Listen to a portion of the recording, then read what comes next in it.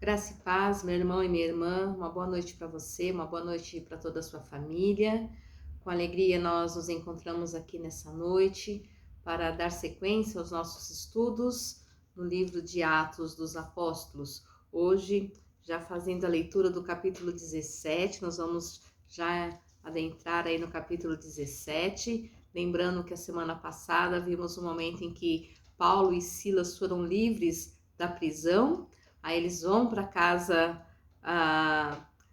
dos irmãos, né? Eles vão lá para o lugar onde estava acontecendo um momento de oração pela vida deles, na casa de Lídia, e ali eles se despedem dos irmãos e irmãs, e aí eles seguem então para a cidade de Tessalônica, que é o que nós vamos ler hoje no capítulo 17. E nos diz assim o texto bíblico: Tendo passado por Anfípolis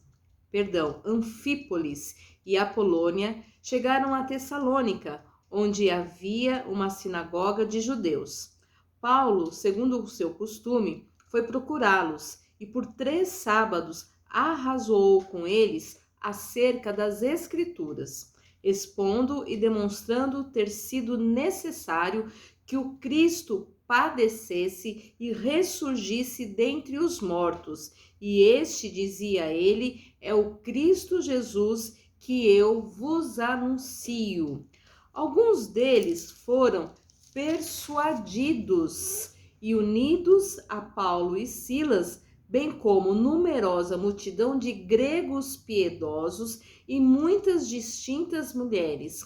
Os judeus, porém, movidos de inveja, trazendo consigo alguns homens maus dentre a malandragem, ajuntando a turba, alvoroçaram a cidade e, assaltando a casa de Jason, procuravam trazê-lo para o meio do povo. Porém, não o encontrando, arrastaram Jason e alguns irmãos perante as autoridades, clamando: estes que têm transtornado o mundo chegaram também aqui, os quais Jason hospedou. Todos estes procedem contra os decretos de César, afirmando ser Jesus outro rei. Tanto a multidão como as autoridades ficaram agitadas ao ouvirem essas palavras. Contudo, soltaram Jason e os mais, após terem recebido dele a fiança estipulada. Amém. Vamos ter uma palavra de oração? Deus de amor, graças te damos pela tua palavra que acabamos de ler, te agradecemos pelo teu amor e cuidado, pelas infinitas bênçãos que o Senhor tem derramado sobre as nossas vidas, te agradecemos por cada livramento, te agradecemos, ó Deus, pelo teu amor que tem se manifestado a nós, te agradecemos pela tua palavra que nos inspira, nos ensina, nos orienta. Neste momento, Deus, que vamos meditar nessa palavra, clamamos ao teu Espírito Santo, a tua unção, a tua graça, o teu poder, que o Senhor nos dê sabedoria, nos dê discernimento, nos dê inteligência, nos dê coragem, ó Deus, para sermos praticantes desta palavra. Fala conosco, ó Deus, abre os nossos olhos, nos dê entendimento. É a nossa oração, pedindo a tua bênção sobre a vida de cada irmão e irmã, de cada pessoa que está ouvindo esta palavra, que possa tocar em cada coração, ó Deus, e edificar toda a tua igreja. Em nome de Jesus nós oramos e agradecemos. Amém. Amém. Meu irmão e minha irmã, nós entramos agora num momento em que Paulo, ele muda, ele caminha mais um pouquinho, vamos dizer assim, né? Eu tenho aqui um mapa, mas a hora que eu mostrar, talvez ele fique ao contrário para você aí, ó, as aventuras de Paulo e de Silas, as viagens, né? As aventuras, não, foram aventuras, sim, mas as viagens de Paulo e Silas, e a gente vai ver agora o momento em que ele está nessa região aqui, ó, da Macedônia, ó. Então a gente vê aqui, ó, Macedônia e as cidadezinhas, aqui a cidade de Filipos, as cidades que ele vai viajar até chegar aqui em Tessalônica, que é o lugar aqui que ele fala agora. Então a gente vai ver assim, ó, que ele vai viajar. Eu vou pôr mais pertinho para que você consiga visualizar aí, né, a região onde ele tá ali da Macedônia. Então nessa região da Macedônia, Ele, lá em cima, lá na partinha rosa, né? Deixa eu colocar o dedo aqui, ó, tá vendo? Tem Filipos, né? Aí mais para baixo tá as cidades que a gente acabou de ler no texto de agora. A cidade de Anfípolis, a cidade de Apolônia, e aí chega a Tessalônica, tá certo? Pelo menos a gente tem uma visão aí um pouco da ideia, né? Desse percurso que Paulo e Silas estão fazendo, né? Então eles estão descendo de Filipos, como se estivessem contornando o mar, né? Eles descem de Filipos, vão para Anfípolis, aí chegam a Tessalônica, depois eles vão continuar descendo, vão para Bereia e segue a sua viagem missionária, o seu momento aí de ação missionária, de anúncio do evangelho. O que nós precisamos trazer à nossa memória é que Paulo, ele está numa obra missionária, ele está sob a direção do Espírito Santo. Nós temos visto isso muito claro no texto de Atos dos Apóstolos, que a gente chamou várias vezes de Atos do Espírito Santo por meio da vida dos apóstolos. Então a gente está vendo aí o Espírito Santo conduzindo Paulo. Paulo, ele tinha ali uma ideia primeira de ir para um lado, e aí ele teve uma visão de um homem, de um anjo que disse: passa a Macedônia e ajuda-nos. Ele esteve em Filipos, a primeira cidade, né? Nós vimos isso, a primeira cidade ali da região, e uma cidade num lugar muito movimentado, né? A gente vai ver aqui, pelo mapa a gente vê que é uma cidade assim, onde tinha ali uma grande circulação de comerciantes, de pessoas que tinham que passar por ali para ir do norte para o sul e vice-versa. Então, certamente um lugar estratégico. Então a gente percebe assim que sim, Paulo era conduzido pelo Espírito Santo para a missão, para chegar o evangelho aonde deveria chegar. Ele está chegando, ele está se aproximando, indo para a região da Europa, indo para a Europa por uma direção do Espírito Santo. Mas quando ele chega nas regiões para onde o Espírito Santo está enviando, ele utiliza da sua sabedoria humana, da sua inteligência, dos seus estudos, da sua capacidade para estar ali escolhendo estratégias para o anúncio do evangelho. Então veja, o Espírito Santo conduz a nossa vida, conduz a vida do cristão, da cristã, mas o Espírito Santo, ele não fica o tempo todo te falando aquilo que você tem que fazer. Você vai usar dos seus conhecimentos, você vai usar das suas estratégias, você vai usar da sua sabedoria, você vai usar do estudo de causa, você vai sentar e vai avaliar aquela cidade, vai ver os melhores lugares, vai ver os melhores bairros, vai ver as melhores localidades, para que você possa iniciar um trabalho evangelístico. Então isso faz parte do papel do missionário. E isso é muito interessante, porque nós temos o Espírito Santo conduzindo o missionário, a obra missionária, que é a obra de Deus, anunciar Jesus como o único e suficiente Salvador, mas o missionário é usado no seu dom, no seu talento nato, naquilo que você tem de conhecimento, para ser instrumento nas mãos de Deus aí por meio da obra do Espírito Santo. Então, é muito importante a gente perceber isso, porque às vezes a gente quer ficar sentado, né? Ou a gente não, né? Outras pessoas, talvez, né? Queiram ficar sentadas esperando, né? E agora, o que eu faço? Não sei, vou ficar aqui sentado esperando. Não, a gente tem que estudar, a gente tem que procurar estratégias. A gente, quando chega numa igreja, né? Eu cheguei aí em Monte Belo, e assim, quando a gente muda de igreja, ou quando a gente chega numa igreja nova, ou a gente vai conhecer ali a estratégia daquela igreja, o plano de ação. Nós, como igreja metodista, chamamos de planejamento estratégico missionário. Então, as igrejas devem ter um planejamento estratégico missionário, sempre sendo atualizado, se não tem, criar esse planejamento. E o pastor e a pastora, ele cria o seu plano de ação pastoral, né? É esse nome mesmo, plano de ação pastoral, para, junto com o planejamento daquela igreja, levar o evangelho, anunciar a salvação, para que haja crescimento, não somente numérico, mas que haja crescimento do corpo de Cristo, um crescimento numérico, sim, mas um crescimento na sua vivência de fé, um crescimento espiritual, um crescimento na sua comunhão, para que haja um crescimento em todos os aspectos de vida cristã daquela comunidade. Por isso nós trabalhamos aí com planejamento estratégico, planejamento pastoral, são os planejamentos que a gente utiliza. e o Espírito Santo sim nos inspira, a palavra de Deus nos orienta, nos mostra o caminho que devemos seguir, mas nós também fazemos a nossa parte, escolhemos o melhor dia, escolhemos o melhor horário, escolhemos o melhor lugar. Isso é uma escolha do missionário, da missionária, uma escolha da igreja. Então, aí essa combinação da ação do Espírito Santo, a palavra de Jesus que nos orienta e a própria pessoa ou a própria igreja que vai agir escolhendo e tendo a sua participação. O texto que nós lemos, a gente vê então que Paulo ele está passando por essas cidades, né? E eu faço apoio também, esse livro é o livro do Justus Gonzalez, né? Atos, o Evangelho do Espírito Santo, né? Ele dá esse título aqui. Então esse livro é um livro que nós estamos caminhando também por ele, já passamos da metade aí, né? Estamos no capítulo 17 de Atos e já passamos da metade desse livro. Então a gente vê assim, ele traz aqui algumas apontações muito interessantes, que ele vai falar assim que, ele diz aqui nós, né? O texto diz assim, nós damos sequência, né?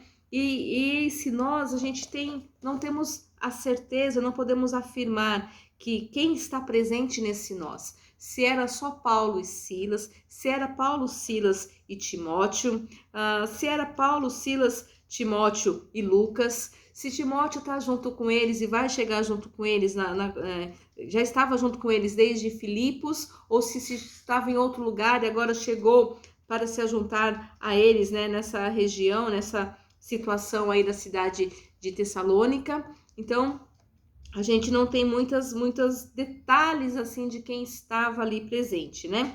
Mas quando lá na saudação das duas cartas de Paulo aos Tessalonicenses, que é justamente essa igreja que é formada em Tessalônica, depois Paulo viajando, ele vai escrever para essa igreja. Então a carta de Tessalonicenses, a primeira e a segunda carta, são cartas que Paulo escreve para esse povo, para essa igreja que ele está formando aqui na cidade de Tessalônica. E na saudação, né, dessas duas epístolas, parece indicar que Timóteo estava entre os fundadores da igreja de Tessalônica. Então é provável que Timóteo estivesse juntado a eles aí. Assim, pode-se supor que Timóteo deixou Filipos com Paulo e Silas ou se juntou a eles logo depois em Tessalônica.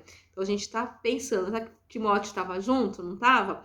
Mas o fato é que agora ele está junto aí em Tessalônica.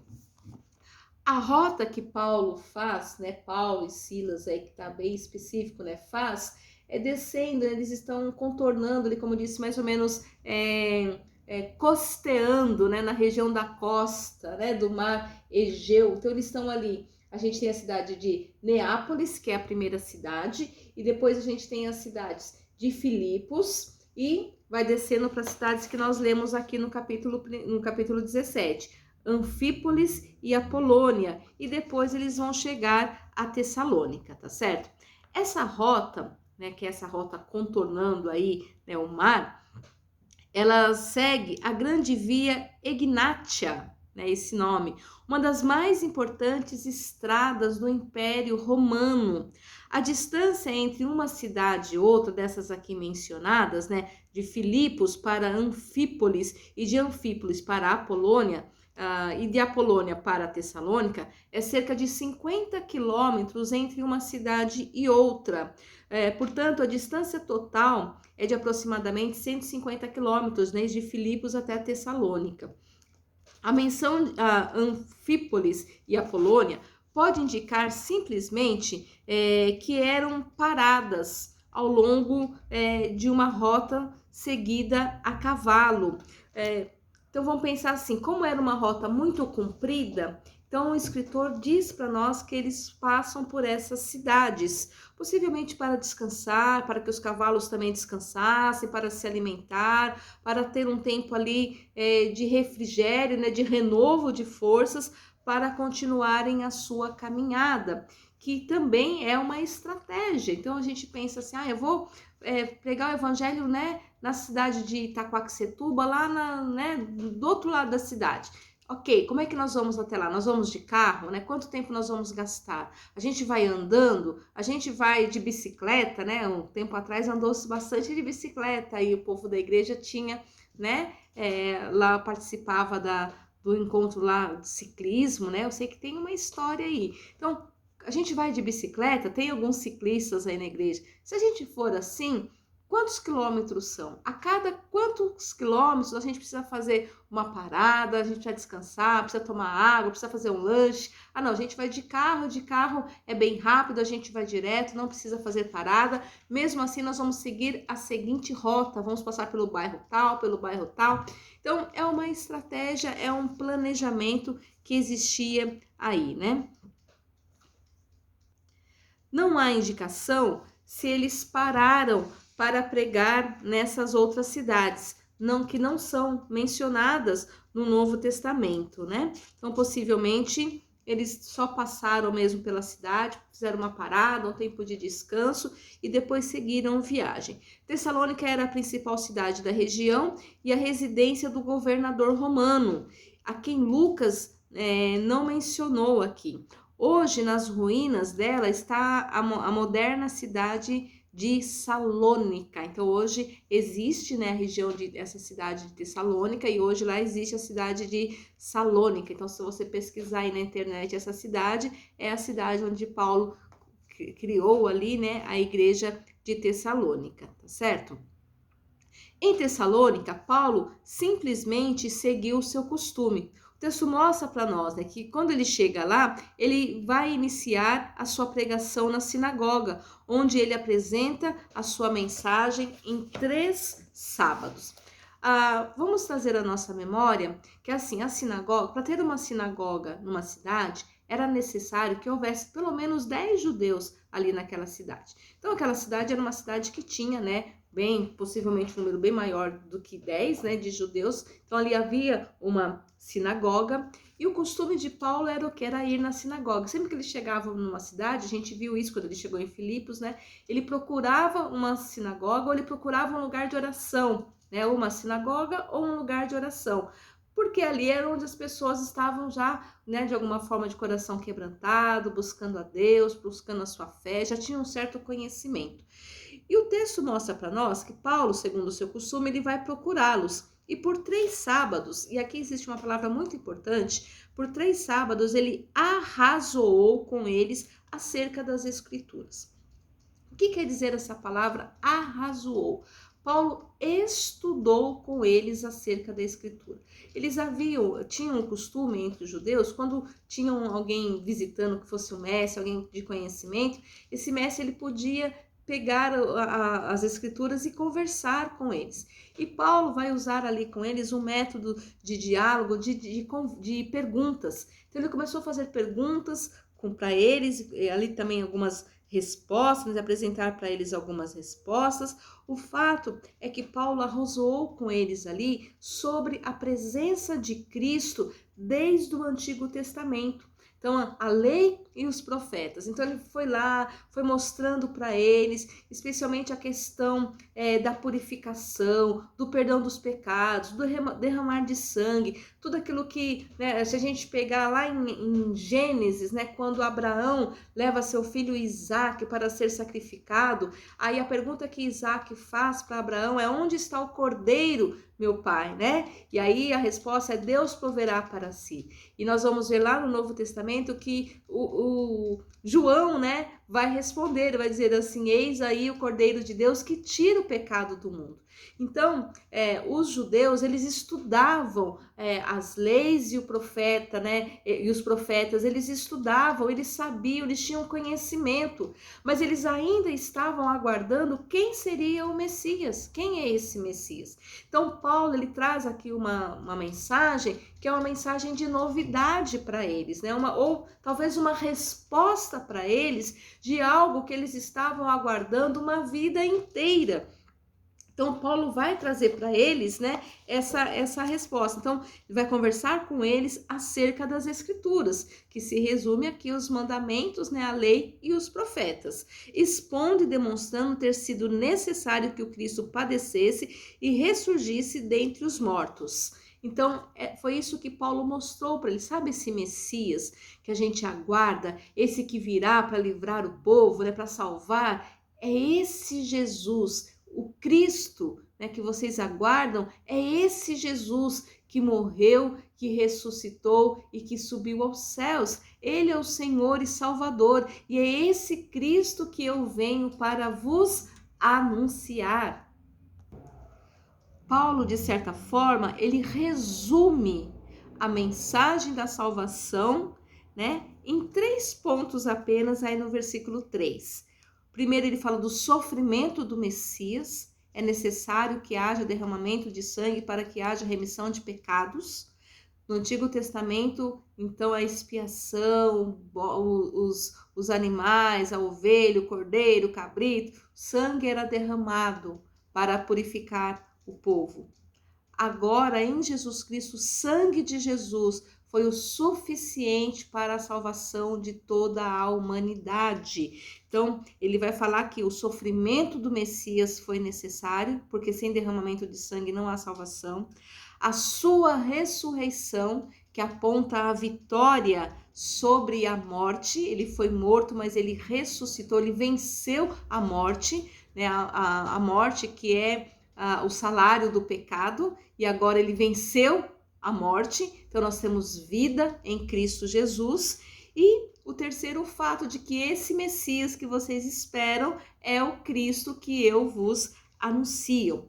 E o texto mostra para nós que algumas pessoas aceitaram. No versículo 4, alguns deles foram persuadidos, alguns aceitaram e se uniram a Paulo e Silas, bem como numerosa multidão de gregos piedosos e muitas mulheres distintas. Então aqui a gente tem 3 grupos de pessoas que se juntam a Paulo e Silas. A gente tem aqui numerosa multidão de gregos piedosos, então os gregos que estavam já buscando, né, essa fé, buscando servir a esse Deus. Alguns judeus que já conheciam a lei, já conheciam os profetas e agora aceitam que esse Jesus é o Cristo que eles estavam esperando. E o texto fala aqui para nós de muitas distintas mulheres, ou mulheres que tinham bens, mulheres que tinham condições financeiras, mulheres que tinham condições de ajudar, inclusive financeiramente, custear a missão, a obra missionária. É muito interessante isso. Mulheres bem-sucedidas, mulheres empresárias, mulheres que tinham posses. Era o caso de Lídia, né, uma grande empresária. E aqui fala que muitas mulheres distintas, mulheres bem-sucedidas na sociedade, ou porque tinham uma herança, ou porque seus maridos tinham bens. O fato é que elas estavam ali também se convertendo à fé cristã. Mas acontece que nem tudo, né, é maravilha. E aí, no serviço missionário há lutas. O texto mostra para nós que os judeus, alguns se convertem e aceitam essa fé que Paulo está trazendo, dizendo que o Cristo que eles aguardavam era Jesus. Mas muitos ali não se conformaram e se rebelaram, né? Ficaram ali furiosos. O texto mostra para nós ali que muitos ficaram bravos por causa daquilo, né?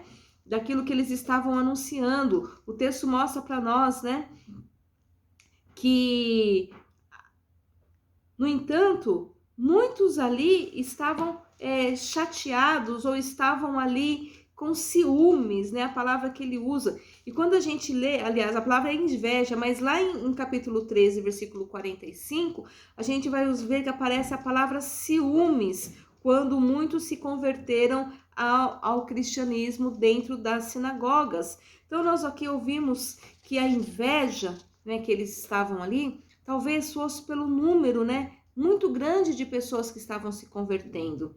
O texto fala assim, grande número de gregos tementes a Deus e muitas mulheres, né, distintas, mulheres de posição. Portanto, essa inveja pode, mais uma vez, dever-se ao número de gentios convertidos. Então, poxa, tem um monte de gente se convertendo nessa palavra desse Paulo. Isso não tá bom, isso não vai dar certo, né? É melhor a gente fazer alguma coisa, né? Assim pensavam os judeus. Não obstante, como não nos é dito que os missionários pregaram além dos limites da sinagoga, pode-se supor que esse número de convertidos, na verdade, eram pessoas que frequentavam a sinagoga. Então, se a gente for pensar pelo lado dos judeus, a gente consegue entender o porquê que eles ficaram ali irados e com ciúmes, né? Porque eles endureceram o coração, não aceitaram a fé cristã, não aceitaram os ensinos que Paulo estava trazendo. Só que o texto não mostra para nós que Paulo e Silas pregaram fora do templo, da sinagoga. Isso quer dizer que eles entraram dentro da sinagoga, pregaram um novo conceito de fé e muitas pessoas se converteram. Então pensa alguém chegar dentro da tua igreja, pregar um novo ensinamento e as pessoas aceitarem esse ensinamento. Realmente a situação era bastante delicada. É claro que Paulo está aqui pregando um verdadeiro evangelho, mostrando a verdadeira fé, que aquilo que os judeus acreditaram a vida inteira, agora estava se cumprindo. Jesus veio, Jesus morreu na cruz, Jesus ressuscitou e ele é o Messias, ele é o Cristo, ele é o Senhor. Então, ele está simplesmente concluindo, mas isso soou estranho para muitos dos judeus que ali estavam. Né? De todo modo, esses judeus invejosos, o que eles fizeram? Eles buscavam o apoio da população. Existia ali um grupo de pessoas, né, que flutuantes pela cidade, né, pessoas que não tinham ali muito relacionamento ali, muita responsabilidade ali na cidade, né? E essas pessoas, então, elas são chamadas para ajudar ali nesse tumulto. O texto usa para nós uma expressão assim, um pouco forte, né? Ele vai usar para nós aqui a expressão trazendo consigo alguns homens maus dentre a malandragem, né? A revista atualizada aqui, Almeida. Homens maus dentre a malandragem, juntando a turba. E turba aqui é um grupo, é uma multidão. Juntou um monte de pessoas. Agora pensa um monte de pessoas da malandragem, né? O texto diz para nós aqui. E o que esses homens fazem? Eles vão para casa, eles vão até a cidade, até a casa de Jason. E até então não tinha falado nada de Jason, depois não vai se falar de novo também, mas diz que procuram trazer. Provavelmente Jason fosse um judeu que se converteu e que de alguma forma tinha acolhido Paulo e Silas ali na sua casa. Então esses homens vão até a casa dele, arrombam a casa dele, assaltam, né, a palavra que eles usam aqui, arrombam a casa dele procurando Paulo e Silas, mas não encontraram. Então eles pegam Jason, trazem Jason para fora, arrastam Jason, né, e daí sim eles vão levar perante as autoridades. Até então não era autoridade, né, era o povo da rua que estava lá fazendo um alvoroço. Aí eles levam até as autoridades, né? E falam o que eles estão fazendo. Olha, aqui, né? Tem transtornado o mundo e agora chegaram até nós. Quer dizer, Paulo e Silas já tinham uma fama. Porque até agora, as cidades pelas quais eles estão passando, anunciando Jesus, eles são expulsos, eles são presos, eles são chicoteados. Então, eles estão vivendo pelo evangelho dessa forma, com todo esse sofrimento, com toda essa luta, né? E então, agora eles chegam até a Tessalônica, eles transtornaram o mundo e agora chegaram até nós. Então, e o Jason hospedou-os na sua casa. Então, o Jason, ele vai ser agora preso, vai ter que pagar uma fiança, né? E ou eles são acusados, e o que eles, qual é a lei que eles usam para acusar Paulo e Silas? Que eles estão anunciando um novo rei. Então a gente lembra que o rei, ele tem o poder absoluto, né? O rei de Roma, quem é o rei, né? Então agora ele tem o poder absoluto. César é o grande, né, senhor, né? Tanto lembra de Jesus, né? Dai a César o que é de César, né? Então eles tinham essa questão. Jesus é condenado. Você, quem é você, né? Você está dizendo que você é o rei, né? Mas e César, né? Então, tinha aquela questão ali. Então, agora, eles trazem essa mesma coisa. Olha, eles estão anunciando outro rei. Eles estão querendo dizer que César não é mais a autoridade absoluta. Então, Jesus, e de fato, Jesus é o rei, é o Senhor do Senhor, é o rei dos reis. Mas agora, essa situação é utilizada, então, para condená-los mais uma vez. Então, tanto a multidão como as autoridades ficaram agitadas ao ouvirem essas palavras. Contudo, soltaram Jason e os mais, após terem recebido deles a fiança estipulada. E aqui não fala para nós, né, qual é qual foi essa fiança que ele estipulou. Portanto, meu irmão e minha irmã, nós precisamos tomar muito cuidado, porque infelizmente ainda hoje há muitas igrejas que acabam deixando de pregar Jesus. A gente tem vivido um tempo em que as pessoas querem sentir. E a fé cristã, ela é uma fé racional. Nós precisamos conhecer e crer quem é Jesus. Então a gente lembra assim que os judeus, eles conheciam a lei, conheciam os profetas, mas ainda faltava ali um detalhe que fez toda a diferença, né? Que foi quando Paulo anuncia que o Messias que eles aguardaram por toda uma vida era Jesus, o Cristo, né?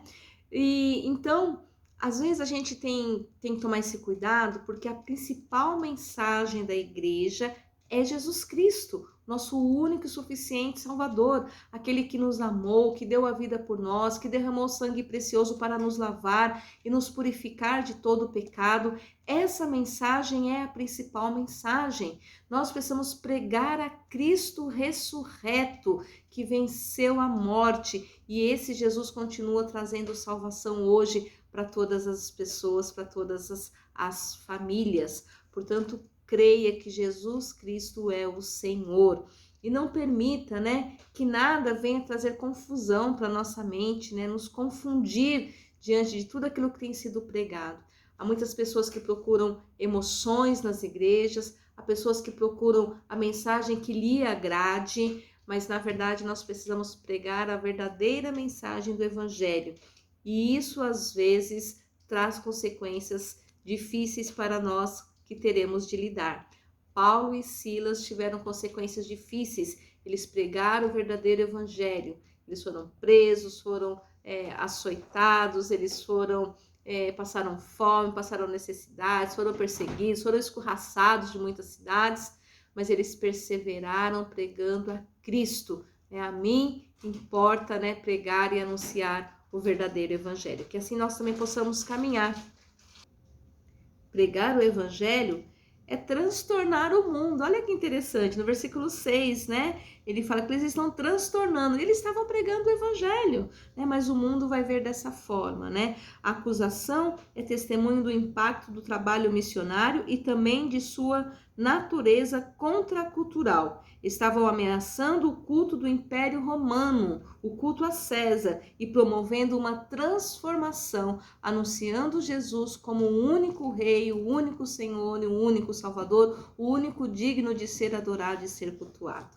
Então, pregar o evangelho às vezes mexe com as estruturas e nós carecemos da graça de Deus para perseverar.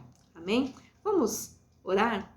Deus, nós te agradecemos nesta noite mais uma vez pela tua palavra. Pedimos que o Senhor nos ajude, Pai, a sermos homens e mulheres que promovam, ó Deus, a transformação, ainda que gerem consequências, ainda que sejam difícil, ó Deus, passarmos por as diversas situações, mas crendo que a tua graça nos basta, Senhor, crendo que o Senhor é o nosso refúgio, é a nossa fortaleza e é na tua força que nós caminhamos.